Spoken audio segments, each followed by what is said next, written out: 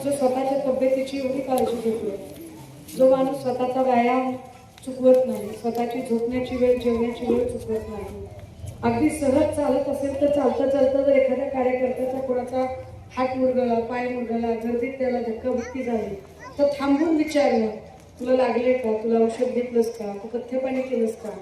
जो माणूस दुसऱ्याची इतकी काळजी घेऊ शकतो तो माणूस स्वतःची किती काळजी घेत असेल. आणि मग स्वतःची काळजी घेणारा माणूस, उपमुख्यमंत्री पदावरचा माणूस, साधा माणूस नाही, लक्षात घ्या, उपमुख्यमंत्री पदावरचा माणूस जो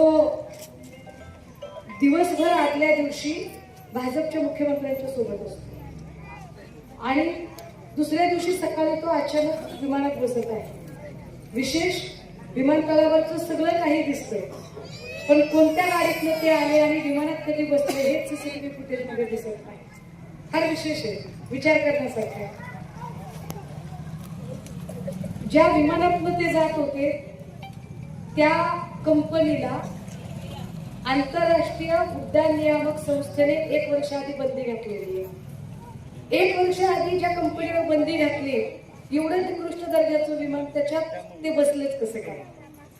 मग तिसरा प्रश्न निर्माण होतो की त्यांना घेऊन जाणारे 2 पायलट होते आणि अचानक ते 2 पायलट आलेच नाही, दुसरेच कुणीतरी 2 पायलट वर चढले, असं कसं काय होते. म्हणजे एवढ्या मोठ्या विमानातली जी व्यवस्था आहे, तू काय असं चलत चलत एक रिक्षा चालत होती आणि एक पोरगं म्हणलं मला रिक्षात नाही जायचं, तू चालवतोस काय रिक्षा आणि चढलं तुझ्या रिक्षात, असं नाही. विमानाचा पायलट होता आणि अचानक बदलला.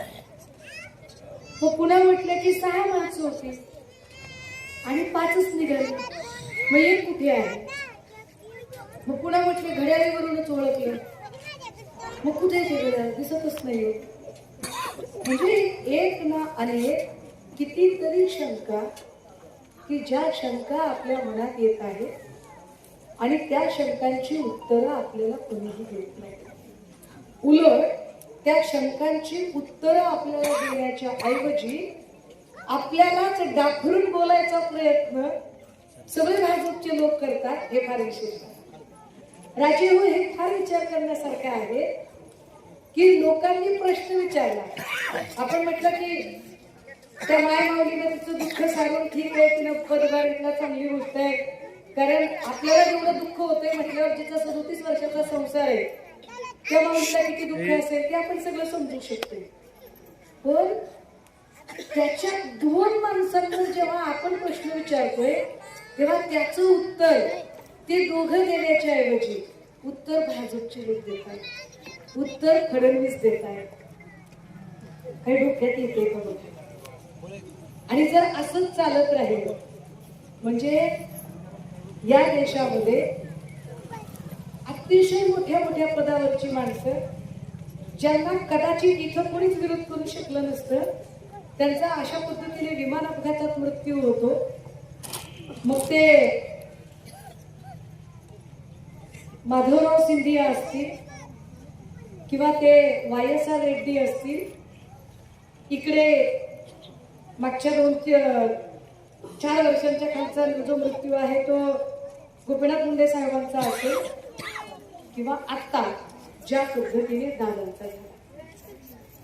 ह्या सगळ्यांमध्ये एक गोष्ट सतत जाणवत राहते की जी माणसं, जी फार अशी बहुजन चळवळीतनं आलेली माणसं आहेत, अशाच माणसांच्या वाट्याला अशा पद्धतीने असे अपघात त्यांचे कसे काय होतात.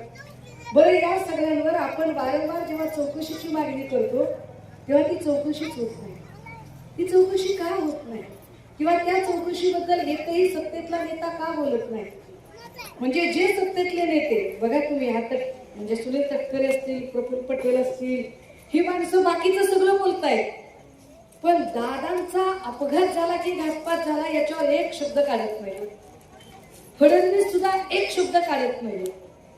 दादा हो, निवडणुका, राजकारण हे होत राहील, पण महत्वाची गोष्ट काय आहे की छोट्या छोट्या एककातनं मोठा मोठा एकक बनत जातो.